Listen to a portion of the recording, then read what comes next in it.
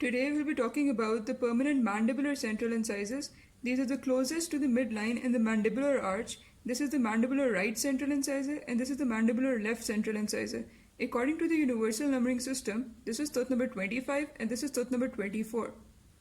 Before starting off, I wanted to show you just how small the mandibular central incisor is when compared with the maxillary central incisor. The one on the right is the mandibular central incisor and the one on the left is the maxillary central incisor.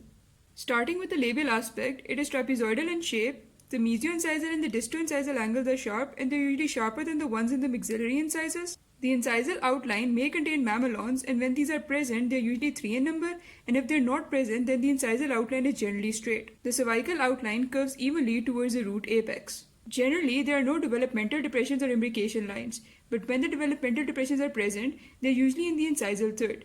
The height of contour is in the cervical third. Here you can see that the mesioincisal angle is sharper than the distoincisal angle, and this is how you distinguish the mesial side from the distal side.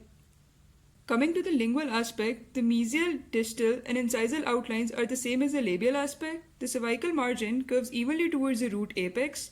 The lingual surface is smooth and it usually contains a slight concavity called the lingual fossa, which is bordered by the mesial and distal marginal ridges. Generally, no grooves, fissures, or pits are present on the lingual surface. The cingulum is present, but it is less prominent when compared with the maxillary incisors.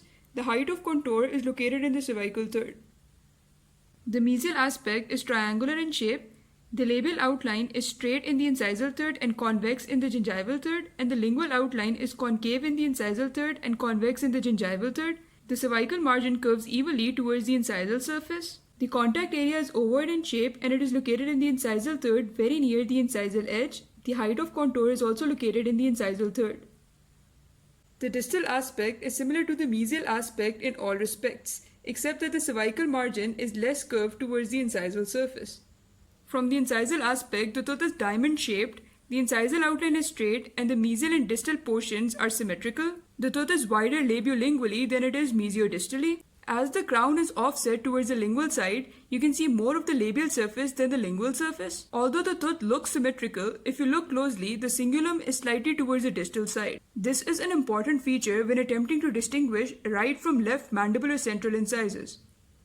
The root is single and straight, and it has a sharp apex. The root is wider labiolingually than it is mesiodistally. Also, the center of the mesial and distal surfaces are concave. This is called a root concavity or a longitudinal groove. This is the mid-root cross-section. It is ovoid in shape and it is wider labiolingually than it is mesiodistally. The cervical root cross-section is similar, but it is more rectangular in shape. Coming to the variations and anomalies, the lingual inclination of the labial surface shows a lot of variations. The anomalies are rare, but occasionally a bifurcated root is present. This means that the root has two branches.